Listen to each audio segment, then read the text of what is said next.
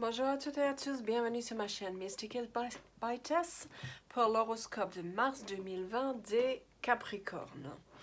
Alors, les Capricornes, sur la première semaine de mars, vous avez tiré la montagne, enfin le mont, la lune et le bouquet qui est magnifique, j'adore, très joli.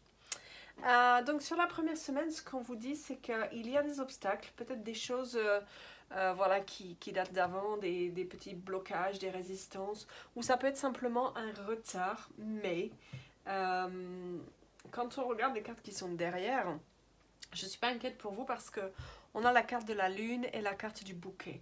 La carte de la lune, ça peut être à la fois l'intuition, mais c'est surtout et avant tout l'amour, la romance, ça peut être la célébrité, les honneurs, la reconnaissance des autres. Et quand je vois moi derrière qu'il y a, c'est aussi l'évolution vers quelque chose.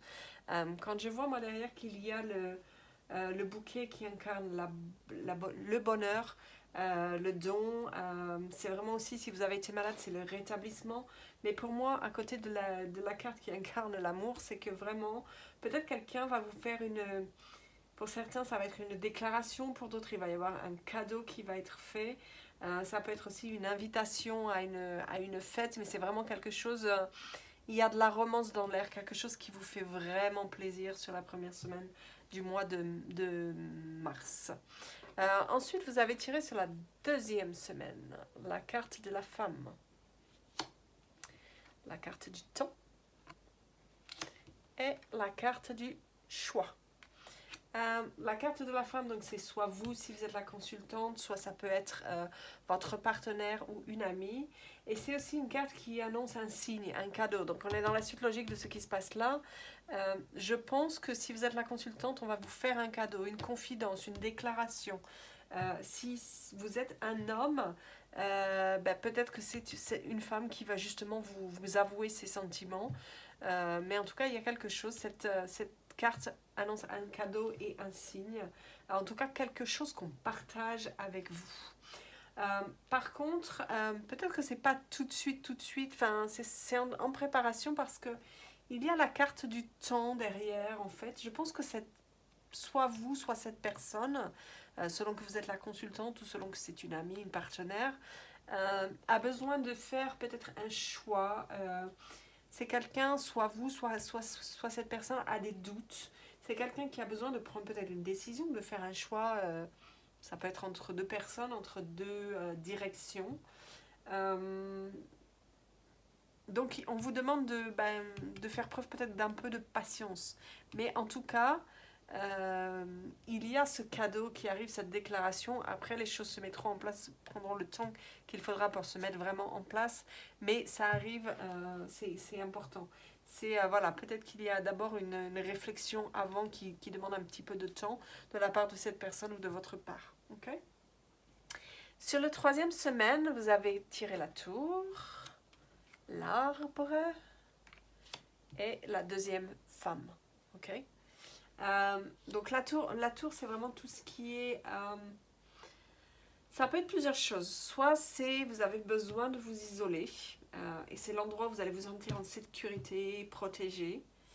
Euh, Soit ça peut être aussi, ça peut représenter une entreprise, une organisation, quelque chose où les limites que vous vous posez, que vous mettez vous dans votre vie. Ça peut être la méditation, ça peut être tout ce qui est les bâtiments, l'administration. Donc on va voir par la suite comment tout ça s'organise avec les cartes d'à côté. À côté, vous avez la carte de l'arbre, ce qui me fait penser à la méditation. Parce que la carte de l'arbre, ça peut incarner votre esprit, votre âme. C'est en gros l'arbre, il plante ses racines pour quelque part assurer un avenir sûr. Je pense que la méditation peut être une réflexion pour justement vous assurer un avenir sûr. Ce qui me fait dire aussi que c'est ça, c'est parce qu'il y a d'autres significations. Ça peut être d'autres choses aussi, les racines ancestrales là, mais pour moi c'est plus quelque chose qui est lié à une réflexion de votre part. Et je pense à ça par rapport à la ligne d'avant où il y avait peut-être un choix à faire, prendre le temps de réfléchir et de faire un choix. Ok. Euh, cette carte c'est aussi la carte de la responsabilité familiale, donc peut-être que dans le choix qui est fait, qui sera fait plus haut par cette personne ou par vous, il y a peut-être une famille qui est impliquée. Donc c'est important de bien réfléchir. Ok. Vous avez aussi la carte de la femme derrière, la deuxième femme. C'est une femme forte, c'est une femme élégante. Celle-ci, elle est plus dans l'attente de quelque chose. Ça représente le cadeau, le signe, mais on voit qu'elle est plus dans l'attente. Elle, c'est vraiment la femme qui représente la femme forte. Donc pour moi, peut-être pour certains, voilà,